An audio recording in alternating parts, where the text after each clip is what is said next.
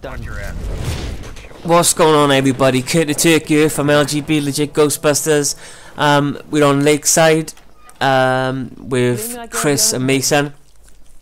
Chris is obviously like an LGB himself. I think Mason's like a new recruit. This is Lakeside. I wasn't going to put this video up. I did honestly think I was going to get killed, but I managed to get, I think it was 7 downs and 0 deaths. So I'm just going to go through how I managed to do that. I did get quite a lot of revives and all. It was a good match. I didn't get as many kills as I wanted to get, but I was mostly just using Mason and Chris as sort of, them as sort of like front line and sort of like try and get a sort of drop on them that way.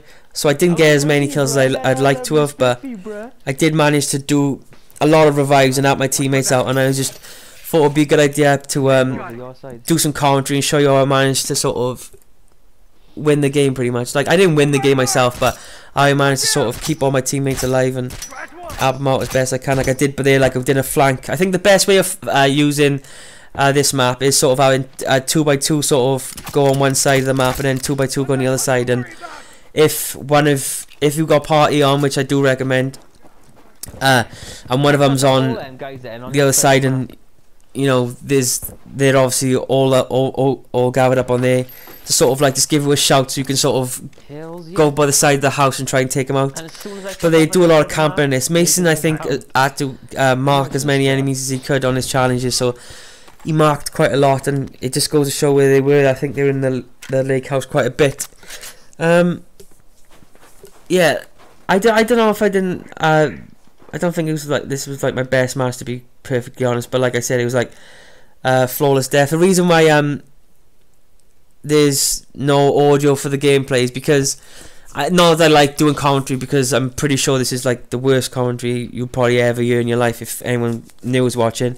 But the reason I'm going on for is because I recorded it, Chris recorded it, but like he didn't have a good match. His words, not mine. I didn't even know. I wasn't paying attention, but he did say that like he had so many like he had a couple of shots where they were just like so cringy that he didn't want to put it up, which is understandable. So I'm just gonna use this gameplay as commentary on how I managed to sort of go without dying, pretty much.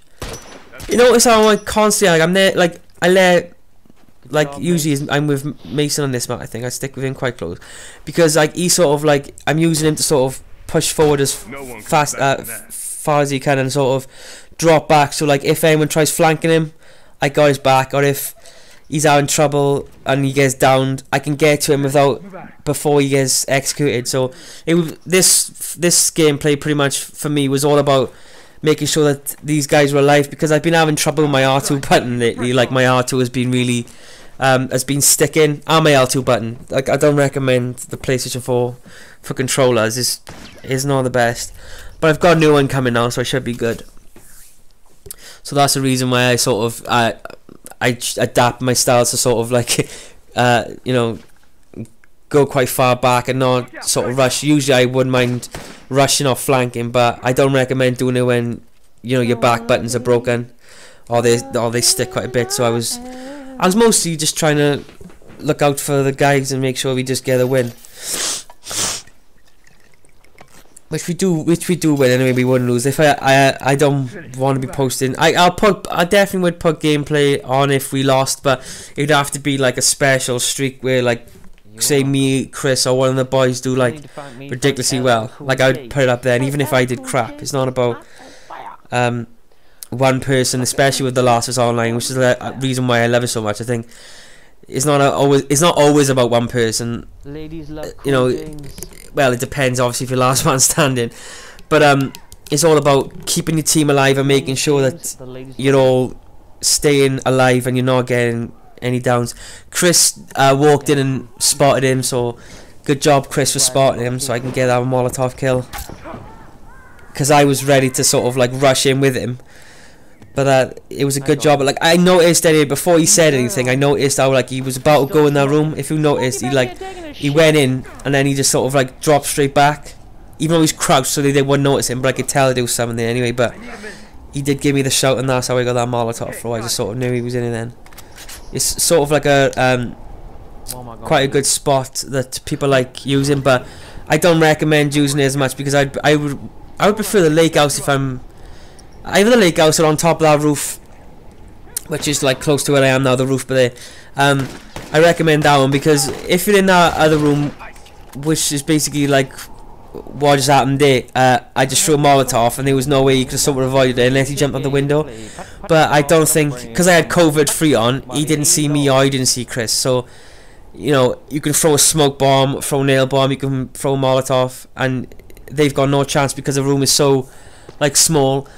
And because I got explosion expert on, the sort of detonators a little bit quicker, so he didn't have enough time to jump out, which is handy for me pretty much. Oh, this is a good bit. He ran off, so like Chris was kind of pissed off. He's like, oh, why did we kill him? Why did we kill him? And he obviously threw nail bombs down, and he managed to get Chris.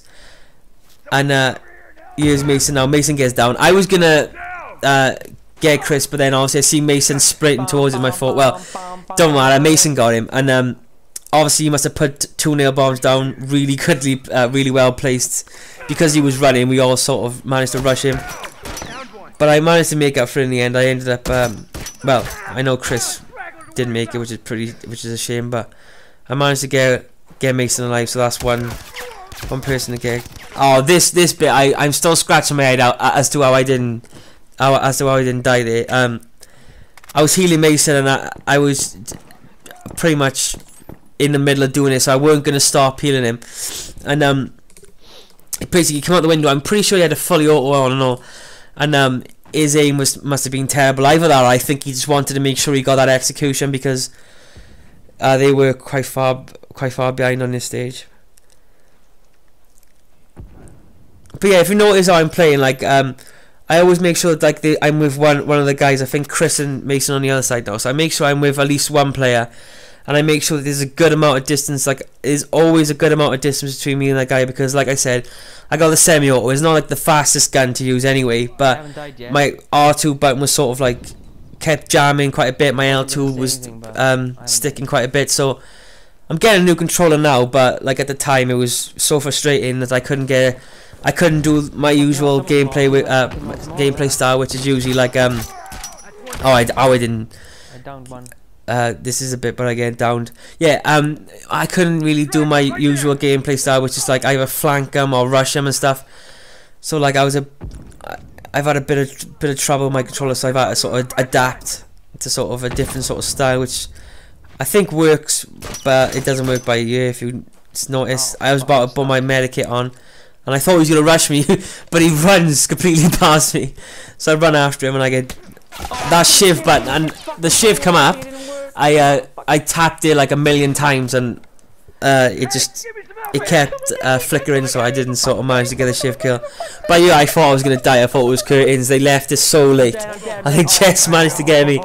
I thought my no death was gone, so I was like, guys, I'm not gonna put this video up now, because it's gonna be pointless, because I didn't get many kills. But thank God they healed me, so I can manage to put this video up now, so I'm happy.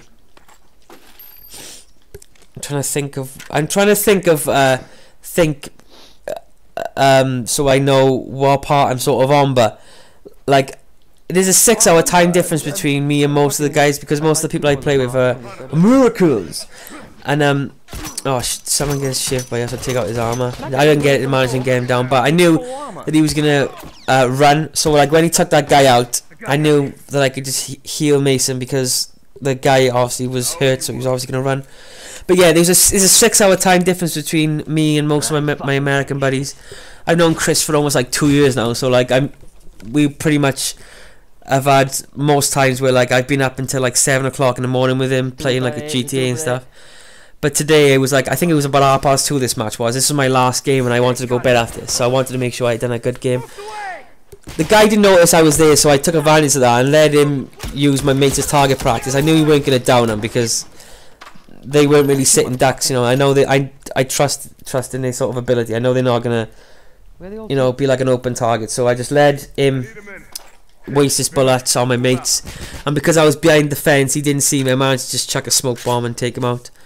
This is what I mean by recommending this sort of gameplay is because my mates now are like, we got Mason on top now, and we got Chris by here. Like Chris obviously ran up to him, and he didn't see him, which is fair enough. But he was like rushing anyway, and I don't mind it when people rush because if they get downed, 9 times out of 10 they won't get executed straight away anyway. So I can sort of finish them off and manage to get a revive, which keeping the teammates alive is the most important thing because I don't want to just win. I want to sort of dominate by like keeping as many as alive as I can.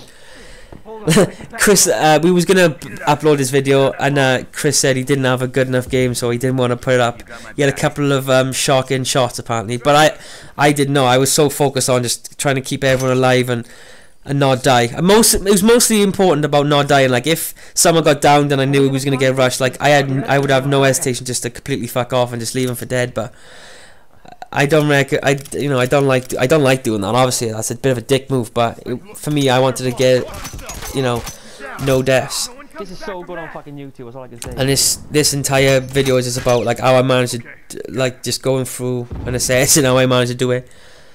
Because I weren't gonna put a commentary up, but obviously like Chris didn't save this video, so I've got to comment. I'll just comment over it rather than it just be me talking to myself, which I'm doing now. But it would be even worse because I was just talking to 2 other people, so it was just gonna come out all weird.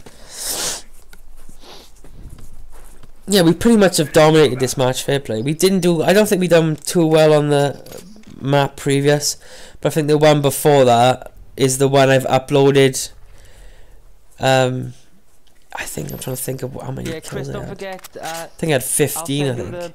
Oh, it was a good one. I had a lot of deaths. I had a couple of deaths, but that video was basically how I managed to sort of I think my team went having a good game, so I managed to sort of pretty much win that game.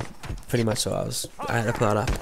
I see Mason getting down there, but he managed to mark the guy. I knew he was in the house. I didn't want to jump down because he didn't know where I was. I knew Chris was going to rush him, so what I did was use Chris to sort of distract him and try and go for the shiv. I wanted to heal Mason. I wasn't going to be a dick, but I knew Chris was wanted to take that guy out, so I wanted to, take out as many guys as I can now because we're obviously going to win the match. It's not all about keeping everyone alive. But yeah, there's going to be more videos. I think Chris has now started to sort of like is in the process sort of like recording his matches, so like if I'm not online and he has a good game, he's gonna I'm pretty sure he'll pull it up. If we're together, we're both gonna record at the same time and we're both gonna put them up. Obviously I'll send it to him and he can edit all up. We can obviously go back to using our intro, which I do miss, but the reason I haven't put the intro on is because my laptop hasn't been the best and it's forgotten my my internet, and it's just been an absolute nightmare to sort of set that back up, and I couldn't be bothered. So I think the intro will probably be more Chris's area now, where if it's both of us together, we'll probably have it up then. I think this is this one is it now. I don't get any more kills. Mason wanted me to heal him, and I wouldn't budget. I didn't want to die. I was just like, I just do not want to die. It's like literally just leave him for dead. But Chris managed to get it heal, thank God, so it makes me look less of a dickhead. But yeah, this is pretty much it now. I don't get any more kills anyway. We end up winning the match. But like, comment, subscribe, and basically this is just a way of how I managed to sort of not dying. So I thought I'll just share it with you guys. Hope you like it anyway. There'll be more videos coming out soon. Peace. This guy's clearly gonna have a couple of mollies, guys, so just, expect the Molotovs. Finished. Move out.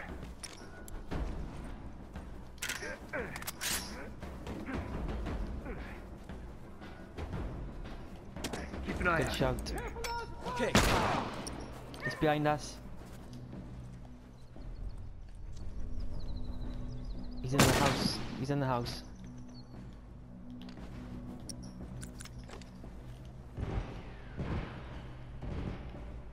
Good job. Area secure. All right, pack up. We're going home.